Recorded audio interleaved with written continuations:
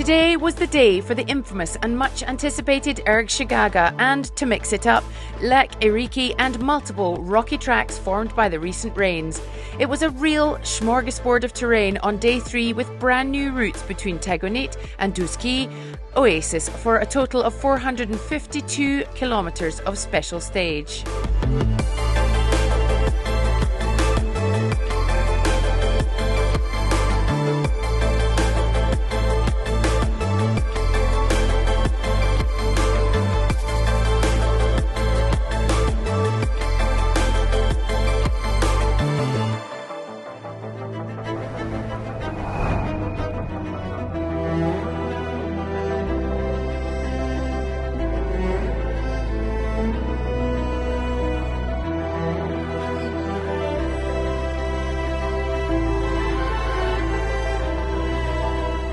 In the bike category, he has a vital role, even though not one single competitor wants to come across him during the race.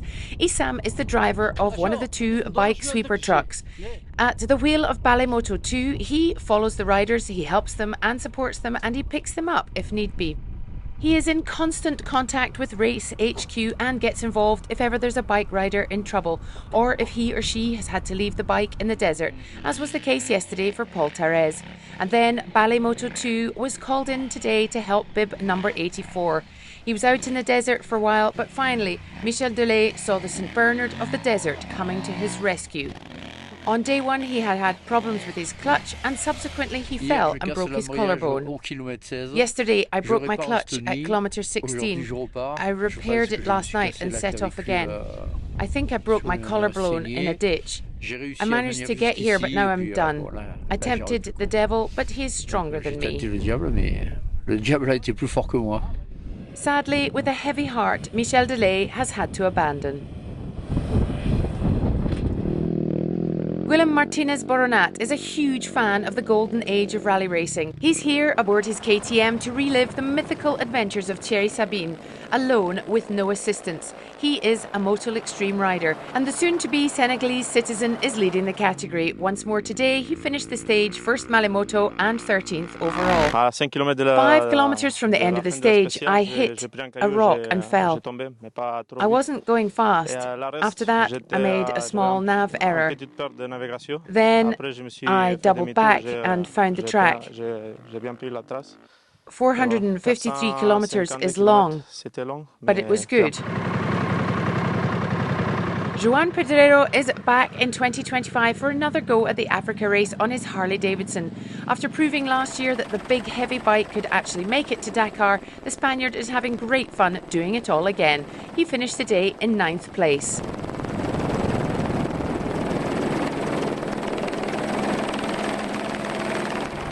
At 56 years old, Paul Anders Ulevalster is now one of the rally's veterans.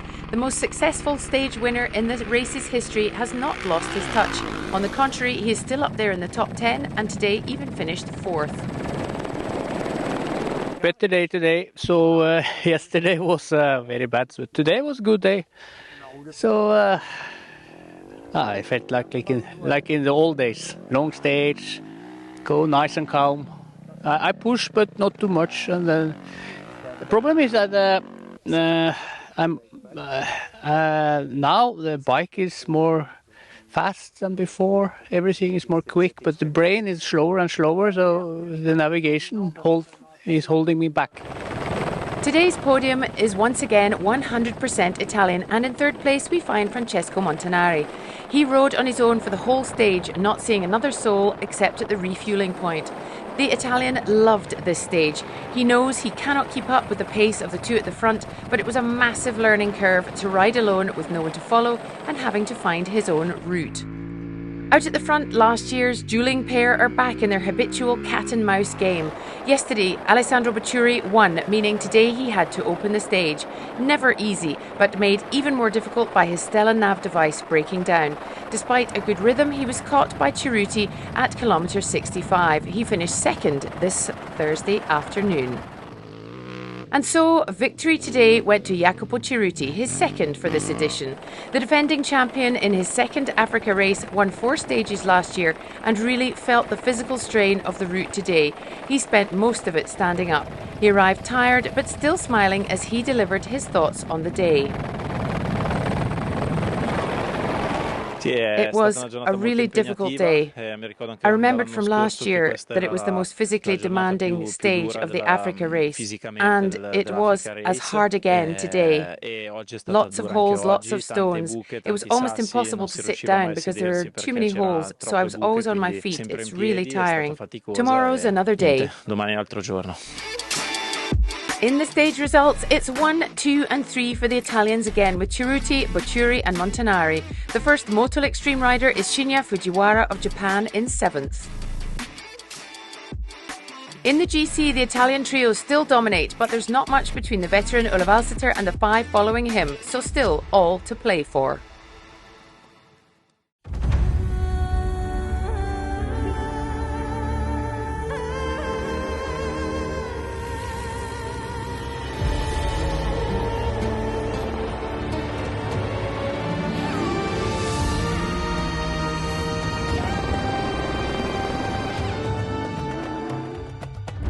Quick word on the great desert behemoths, the trucks.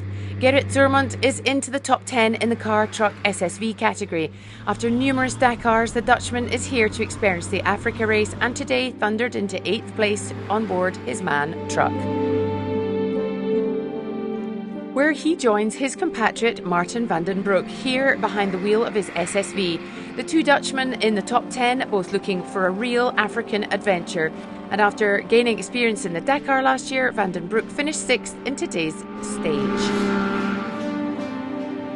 Despite a slow puncture 25 kilometres from the finish line, Pierre Lafay should be rightfully proud of finishing in the top 5 in 4th place. The Frenchman is still struggling with putting his jack in place under the SSV, which inevitably lost precious seconds, possibly even minutes. Vincent Freunings came in 3rd today. He spent all day eating other people's dust and he struggled to get past the bikes safely. He didn't want to leave the track for fear of puncturing, so all in all, a tricky day. But at least he's comforted by the immaculate performance of his car. The car is behaving really well. It was super well prepared. Suspension is incredible. We worked quite hard on that and it's made a huge difference. We thought carefully about the tyre pressure. It's doing its job and we hope it'll get us all the way to Dakar. This man is dead set on getting to Dakar. Thomas Orednicek feels he's really taking off the longer he is here. He's no stranger, however, to rally raids, having already won the Morocco Desert Challenge in 2017 and competed in 9 Dakars. Today he had a brilliant day despite being stuck in the dust of the SSVs. Je to nádherná stage, protože jsme I'm so happy because it was a magnificent day. The dunes were difficult, but it was extraordinary. In Chigaga, it was fabulous. I couldn't believe my eyes. On top of that, we didn't make a single nav error. It was so fun. At the end of the special, we got stuck behind an SSV. It was impossible to overtake, but then we could pass. I'm really so happy. It was amazing. Nakonec čistou cestu a to byla prostě velká paráda, protože jsme si to opravdu užili. Jeli jsme rychle a co je fantastický, Lukáš chytil svoje tempo, najednou se v tom nějak zorientoval v tom roadbooku, neudělali jsme jedinou navigační chybu, což je fantastický, takže auto fungovalo, vydrželo až doteď, takže všechno je tak, jak má být. And so for the second day in a row, Benoît Fretin wins the stage, and he didn't get stuck on Erg Chigaga, a first for the Frenchman. He was driving with great rhythm and then stopped for an hour and 25 to help a biker injured on the tracks. As per the rules, he got his time back, but his biggest takeaway was witnessing the incredible work of the Radi medical team.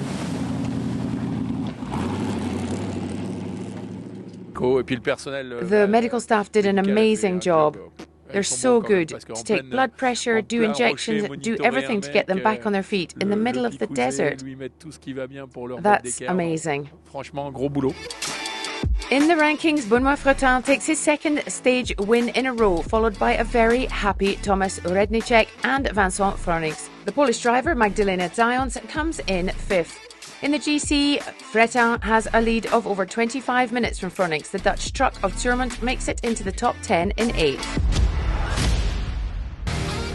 Moving on to the historic category, and these two are nothing short of Wonder Women. One is an estate agent, the other works in aeronautics. They're also mother and daughter. Sylvie David-Boulin and Virginie Malval decided to become pilot and co-pilot this year to experience the Africa race in the historic category. The all-female team is highly experienced and are here to make a dream come true.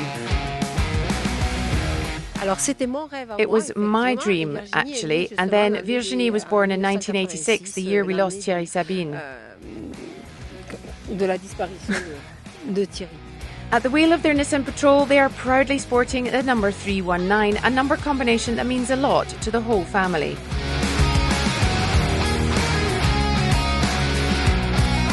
Le 319, en fait, numéro, il a été donné au départ sur. The number 319 was actually given to us at another rally, but I found some numerology in it.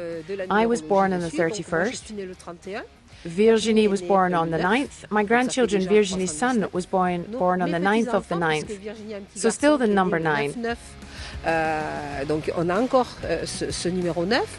Et ensuite, mes autres petits-enfants, and the rest of my grandchildren have either got a 9 or a 31 in their dates of birth. And their assistance has also got a 31 or a 9. Et par-dessus le marché, notre assistance aussi se retrouve avec du 31 ou du 9. Voilà. Sadly, today Sylvie and Virginie broke a shock absorber on the rocky tracks of Stage 3.